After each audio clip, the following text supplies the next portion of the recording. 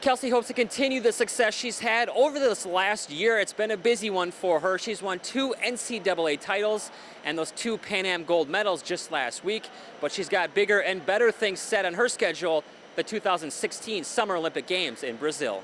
It's not every day a driver has the opportunity to race at their hometown track, but unfortunately for Louisville native Ben Rhodes, he won't get that opportunity this weekend here at Kentucky Speedway, not because of poor performance, because his boss, Dale Earnhardt Jr., has bumped him. Head coach Gary Anderson feels good about the health of his team entering Saturday night's big game, and it'll be all hands on deck for the Badgers as they hope to bring back some bragging rights for the Big Ten. At Camp Randall Stadium, Lee DeJarlais, NBC 15 Sports. When you take a glance at the Badgers' schedule, it appears to be pretty favorable for Wisconsin if they can get by LSU in the season opener. They do have some potential speed bumps along the way against Nebraska and at Iowa, so expectations are high, but all agree it's one game at a time. The Packers once again got their annual Wednesday minicamp day off this morning in Green Bay. The team instead had a private team building function. No word if they went skeet shooting. My guess this year, dodgeball. Both teams have had little rest coming into tonight's game, so along with the potentially bad weather we're expected to get here at Lambeau Field around 7:30, players will also be battling fatigue and recovery in tonight's game. We'll have much more on the game coming up later in sports. At Lambeau Field, Lee DeJarlais, NBC 15 Sports. No doubt about it, Wisconsin will have a huge bullseye on its back when their season starts up November 14th, but until then, as Coach Ryan said, now we got some work to do. At Big Ten Media Days in Chicago, Lee DeJarlais, NBC 15 Sports. Waldrop not the only bat who will play in the Futures game on Sunday. Yorman Rodriguez, who is currently with the Reds right now, is also expected to play. This elite camp not only teaches these kids the skills to potentially become the next U of L quarterback or receiver, it also teaches them how to act off the field. It should be an electric atmosphere here tonight, and they're telling all fans who are coming tonight to get here early. They'll unveil that banner at 7:40.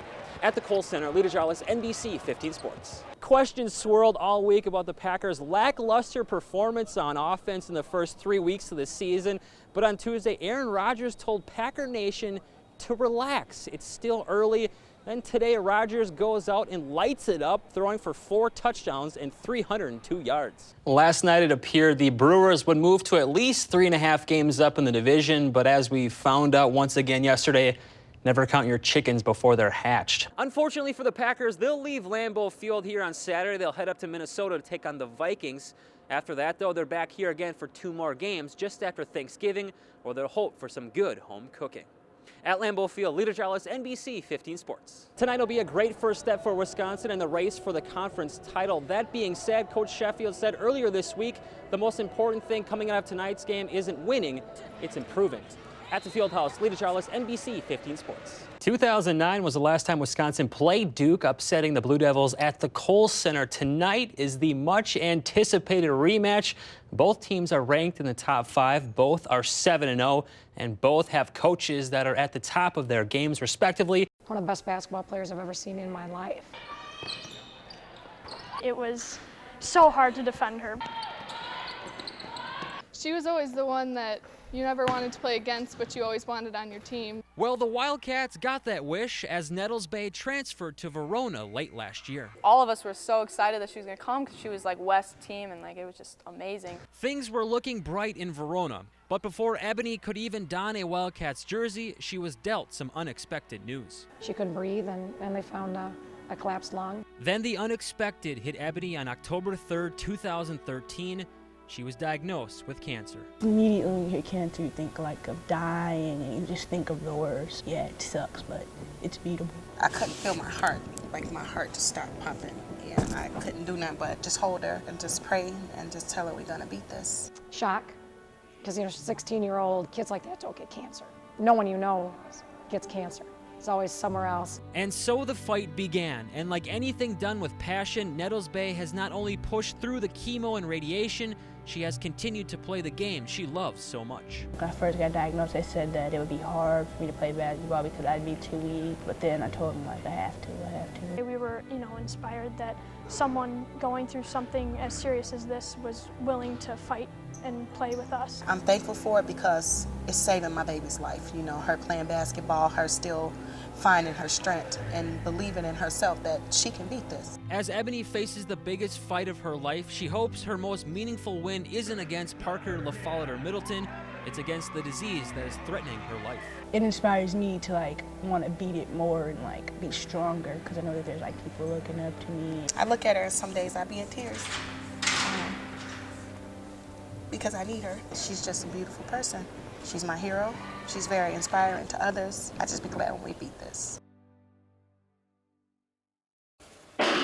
Behind the 230 U.S. Olympians in Sochi, there are thousands of coaches, family, friends, and fans, as well as officials. A referee in speed skating is very much a behind-the-scenes person. And Madison native Dan Immerfall is one of those officials. Dan Immerfall, he is the chief referee for this competition. My job's a lot different from a football or basketball referee. If everything runs the way it's supposed to, you'll never even know I'm there. Immerfall is the head referee of the International Skating Union and the head speed skating judge in Sochi. The referee is a guy that's in charge of the whole competition.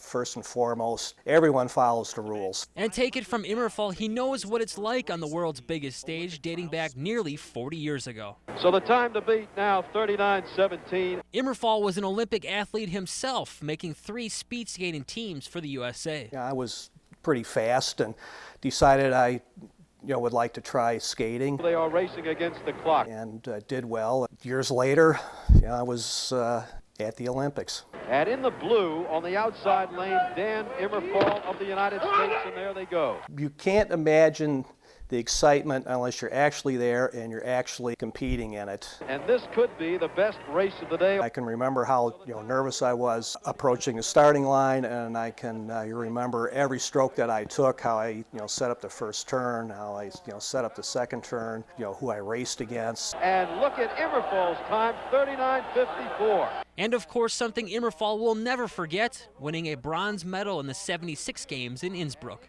And in line for the bronze medal, this gentleman right on your screen, Dan Immerfall of the United States. One of the most exciting points in my life. And he seems to be a very happy gentleman there. He skated a wonderful race. After 2 more Olympics, Immerfall retired from skating, but continued to stay involved in the sport he loves, becoming a coach, then referee, after he was inducted into the National Speed Skating Hall of Fame. Well, it's just one way for me to give back to the sport, something that gave an awful lot to me. This is NBC 15 Sports. Ryan Braun was back in the lineup today, but in the 2 spot as red-hot Carlos Gomez remains in the cleanup role as the crew tries to put back-to-back wins together for the first time in over a week. Willie Peralta really good on the mound today. He strikes out Giancarlo Stanton with the breaking ball. Peralta 6 innings strong, 5 Ks. But he runs into a little trouble in the second. Jared Saltalamacchia ropes one down the line. Former Brewer Casey McGee scores to give the Fish a 1-zip lead. Brewers trying to get on the board in the 6th. Mark Reynolds singles to left. Ryan Braun would have scored, but Gomez gets greedy and is gunned down at 3rd to end the inning before Braun can score, so it's still 1-0. Brewers finally crack the scoreboard in the 8th. Jonathan Lucroy goes off the wall and right. Braun scores to cut the lead to just 1. But that's how this one ends. Brewers lose it today, 2-1. At the Division III level, the Whitewater train continues to chug along on their quest for a World Series title, just 3 wins away from hoisting the trophy. Warhawks taking on State University of New York Cortland, a rematch of the 2005 championship game. Cortland takes a 2-zip lead, but the Whitewater answers in a big way. Casey Power, goodbye ball, just like that. It's 3-2 Warhawks. Cortland retakes the lead, but again, Whitewater responds.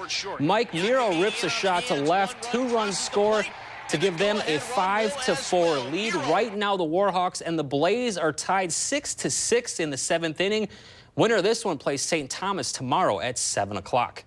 Whitewater softball in a do-or-die game against East Texas Baptist in the D3 World Series. All Warhawks. Joe Jablonski gets the Hawks on the board with a 2-run shot.